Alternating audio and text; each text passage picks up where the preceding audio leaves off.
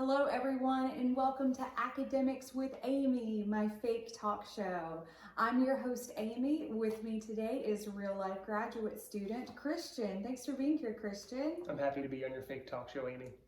Excellent. I understand that you're going to be reviewing the book Contemporary Theories of Learning, Learning Theorists in Their Own Words by Knud Illeris.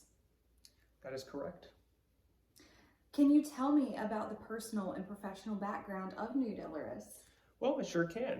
Knud Illeris was born in 1939 in Denmark. Early in his adult life, Illeris worked as a travel agent, but at the age of 27, Illeris left his auspicious career path to pursue higher education. At Copenhagen University in Denmark, he studied psychology with a concentration in the process of learning, graduating with a Master of Arts degree. Between the years of 1966 to 1987, Illeris's work centered around vocational and academic youth education, as well as learning and education in general. In 1972, Illeris was appointed as an associate professor at Roskilde University in Denmark. In 1987, Illeris's career focus transitioned into studying general learning theory and adult education. In 1999, Illeris published the best-selling book, The Three Dimensions of Learning, which offered readers a comprehensible understanding of learning in general. Being a highly influential scholar in the field of education, Illeris, quote, served as advisor to the Danish presidency of the European Union on the understanding of policy and lifelong learning, end quote. And to honor his work and contributions to the field of education, Illeris was inducted into the International and Adult and Continuing Education Hall of Fame in 2006. Currently, Illeris is a professor of lifelong learning at the Danish University in Copenhagen, Denmark. Wow, that's really amazing that he was the advisor to the Danish presidency of the European Union. It certainly is. Illeris has accomplished a lot in his life and certainly continues to do so today. Well, can you tell me about the intellectual content of the book? I sure can. So in 1999, Illeris set out on what he describes as a voyage of discovery to establish an umbrella framework aiming to blanket the extensive field of learning. From 1999 to 2005, Illeris collected works by numerous learning theorists, publishing them in the form of several books. In 2006, Illeris published the book How We Learn, which is recognized by the Danish University of Education, who invited him and other learning theorists to present their work at a conference. The work of Illeris and other keynotes were so well received that he decided to develop a new book based around these works presented at the conference. This is where our book, Contemporary Theories of Learning, Learning Theorists in Their Own Words, comes to fruition. His motivation for writing this book is to, quote, give readers a contemporary impression of the ongoing development and debate in the field of education, end quote. So to accomplish this, Illeris selected works from his collection of texts which were developed or expanded upon post-1990. The book Contemporary Theories of Learning contains 16 chapters which were collated to cover the complex and extensive field of learning. The works of many influential theorists such as Peter Jarvis, Jack Mazzaro, Howard Gardner, and Knud Illeris himself, among others, are featured in this book. And according to the book's abstract, Contemporary Theories of Learning represents a comprehensive coalescence of current learning theories and, quote, provides both the perfect desk reference and an ideal introduction for students, which is specifically why I chose to read and report on this book. So what are some of the key ideas presented in this book? Well, the first chapter of the book, titled A Comprehensive Understanding of Human Learning, written by Illeris himself, describes his understanding of learning as a whole in relation to his model, the three dimensions of learning. It is this model that provides the framework upon which the entire book is structured. As a result, this is one of, if not the key idea presented in this book. Can you give our viewers and I a visual explanation of the three dimensions of learning? I would love to. Excellent. So Illeris believes that all learning entails the assimilation between two distinct courses of action. That is, the process of acquisition, which is an internal psychological operation specific to the individual, who in this case is the learner. The other process is that of interaction between the individual and their environment, which of course takes place external to the learner.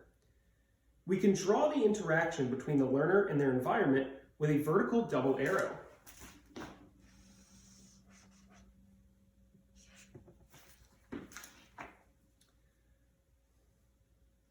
The psychological process of acquisition, which results from an exchange between mentally managing the learning content and the learning incentive, both of which are on behalf of the individual, can be depicted with yet another double arrow.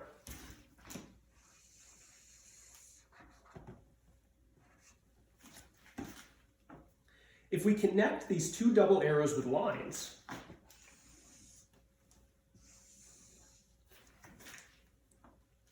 we have now produced an inverted triangle spanning between three angles. Illeris views these angles as dimensions. Hence, we now have what is referred to as the three dimensions of learning. Illeris states that, quote, all learning will always involve these three dimensions. I would now like to go over this model in a little more detail.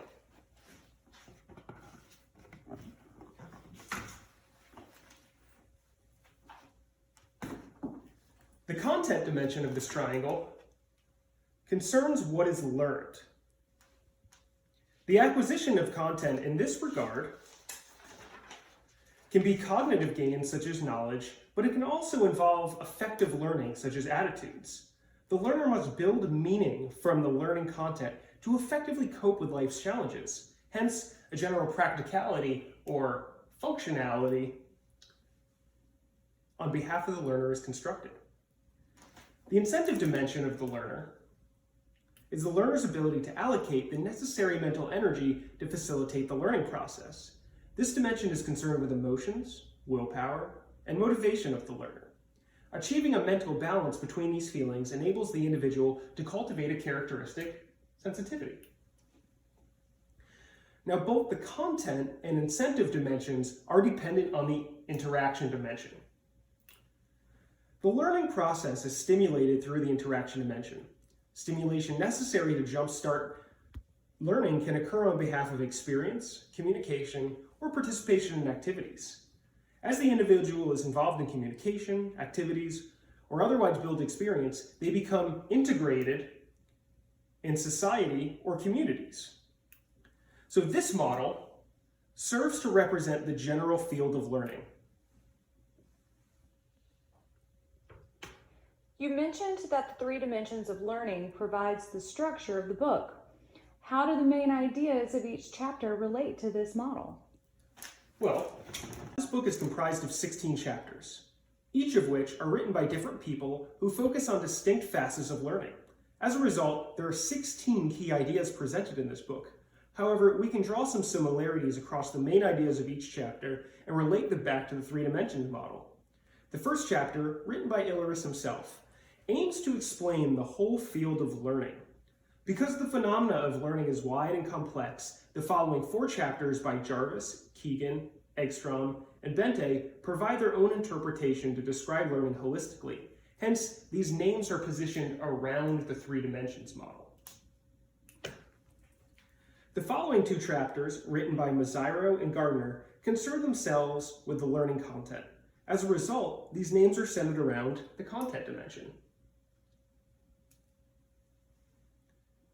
The next 3 chapters by Elheit, Heron, and Tennant pertain to the incentive dimension of Illeris' three dimensions. The incentive dimension of the learner is their ability to allocate the necessary mental energy to facilitate the learning process. Hence, their names are around the incentive dimension. We now come to the final 6 chapters of this book, which regard the interaction dimension of the three dimensions of learning. This dimension, quote, provides the impulses that initiate the learning process. Chapters by Bruner, Usher, and Zehe concentrate upon the cultural aspect of this dimension. And the final 3 chapters by Lave, Wenger, Wildermish, and Strubantz focus on the social context of the interaction dimension. Thank you for that visual demonstration, Christian. What are your most prominent critiques of this book?